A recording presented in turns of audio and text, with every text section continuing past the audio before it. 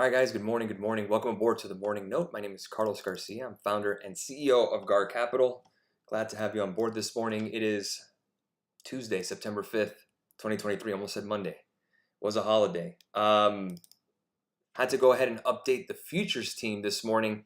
Got a big spike on crude. I was short crude at 85.02. We got to 85.02 literally at 6 a.m. this morning. I was watching it.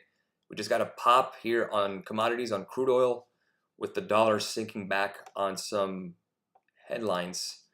U.S. dollar gives some of it back after Fed Governor Waller indicates no rush to rate hikes. Says risks to hiking too much, not enough are balanced, and you can see that pullback in the dollar.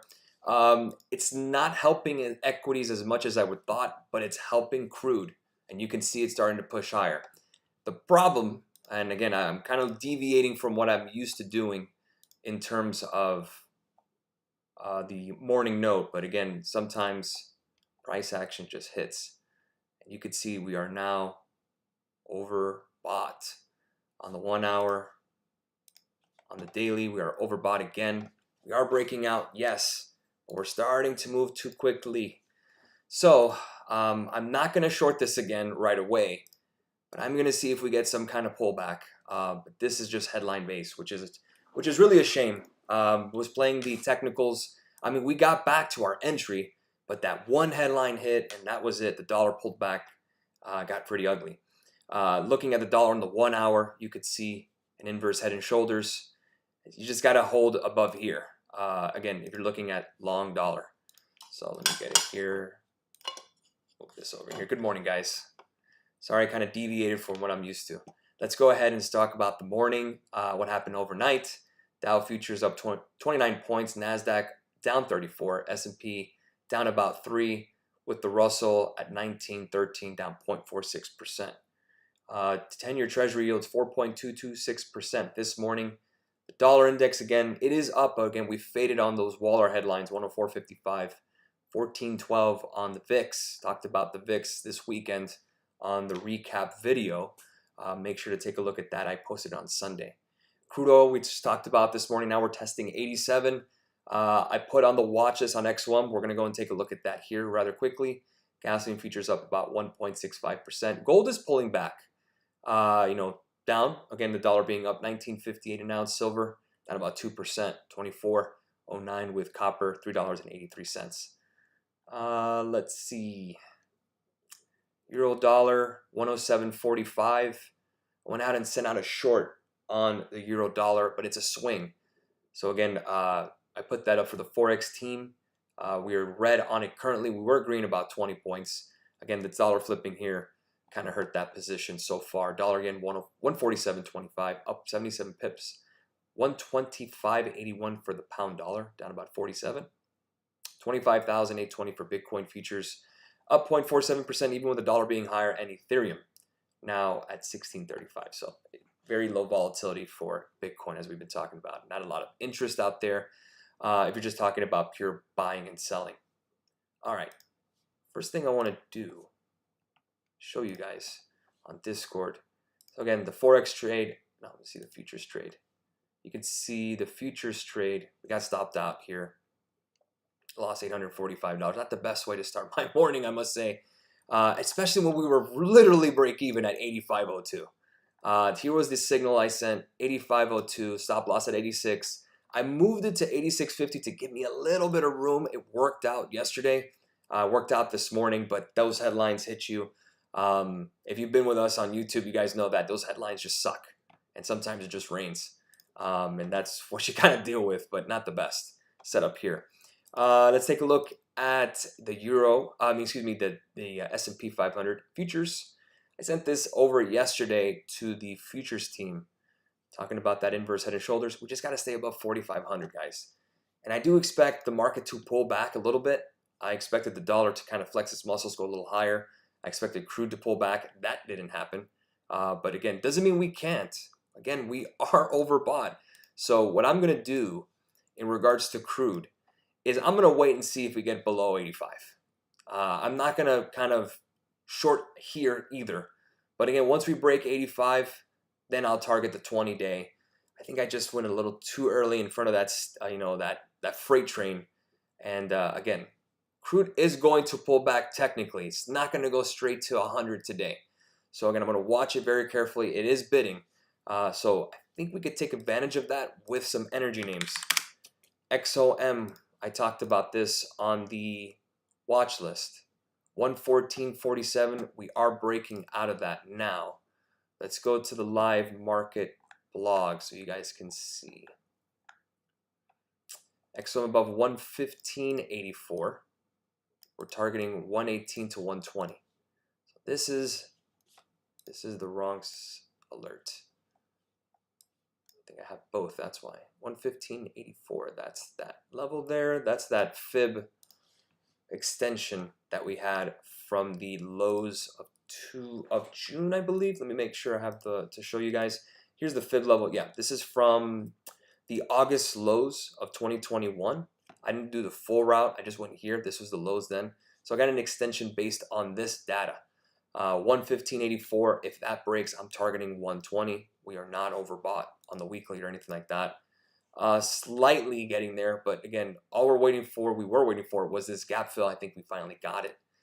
You can see it here. 114.46. If you guys remember, I think we played this gap fill and we got chopped. So I think we were just, what, a week and a half too early, 2 weeks too early? Happens. But we're going to see if we can catch it this time. We did the same with Boeing last week, but we were just like, hey, we're going to see if we can catch Boeing. And we did for 7%, and it got us as high as 20%. So I'm not about revenge trading either, but again, I am looking at what's possible in the future. And I think XOM, with that gap fill, now it did, at least pre-market, I think we're kind of setting ourselves up for a little more leg room higher. Watching crude oil again very, very carefully. They could pull the plug on that anytime, but it is a breakout. Remember, I talked about 85 for weeks now.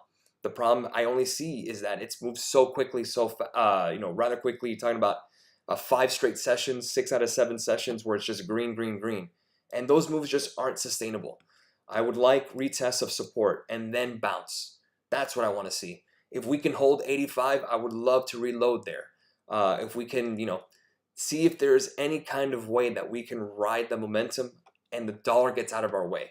See, I want the dollar to be lower so we can play these commodities without kind of any hindrance moving forward, because that's really the issue, is the dollar, because crude oil is priced into dollars. Let's take a look at this morning's headlines. Let's see. Goldman Sachs lowers chance of U.S. recession. Analysts at Goldman Sachs seem to be more persuaded that the U.S. economy will avoid a massive contraction in the near term despite recent spike in borrowing costs. The investment bank on Tuesday lowered probability that the country would fall into recession in the next 12 months to 15% from 20%, citing positive inflation data and last week's labor market report, the NFP. And again, you can see lower to 20% on disinflation progress. So you can see the Bloomberg consensus in terms of expectation of a recession in the next 12 months. It's 60% on a Bloomberg poll consensus. But again, you can see Goldman Sachs lowering that down to around 15%. Very bullish is Goldman Sachs. But we will see what happens. Technically speaking, we had a recession in 2022. 2 consecutive quarters of negative GDP. Was it a recession for everybody? No. I guess if anyone else wants to change the definition. So I don't know exactly what they are expecting, the consensus, when we've already had a recession. We haven't had back-to-back recessions really since the 80s, where you had the 80 recession and then the 82 inflation spike. So kind of got that with COVID 2020, and then you had the 2022 recession. I consider it a recession anyways. So I don't see it having a double dip literally in the next 12 months. So, people can say, yeah, a recession is definitely inevitable. Of course it is. The question is it going to happen within the next 12 months? I don't believe so. I still think we go higher. I still think we get to all-time highs this year. Really what we're talking about here on this channel is to make money today. We could say, yeah, stocks are going to go higher, but we got to pay the rent today. We got to find ways to take advantage of our analysis moving forward. So how do we do that? S&P 500, just hold 4,500. That's what we want. We want to take a look at good quality setups, high probability setups. We wrote some down. We talked about XOM. XOM is moving, hasn't broken. AMD, if we can break above 111.06, I think I wrote that here. Here we go. I don't think I moved anything. Let's see it. Yeah, 111.05. So I got to move that. Again, it's very in between. Right now we are down slightly, but I have the alert here at 111.06. If we break above that, we can target, what was the targets here? We can target 113 to 113.50. If we break below 107.77, we'll target 105. Watching Palantir closely too. That's one I really want to short. Kind of putting my bear hat on today. And it's not the best, but it's the deal. We got to make money. And you can see here, we do have a gap to fill at 1631. So that does loom for some risk to the risk to the upside. But 1465, if we break down below that, that's where it gets interesting. Take a look at the daily. We are setting up for a head and shoulders pattern. And again, if we break down below 1465, you can take a look at 1372 as a possible short. That's the 100-day moving average. We haven't been below that really since May 8th. And you can say all of this since May was the AI boom for the most part. To answer some questions. BP from Clifton, thoughts on it? Energy stocks. Again, if you're holding it, you're really holding it for the dividend. You got a couple of gaps here, 37.59. Remember, this is British Petroleum. So, trading these stocks that are, overseas outside the US, these are what they call ADRs.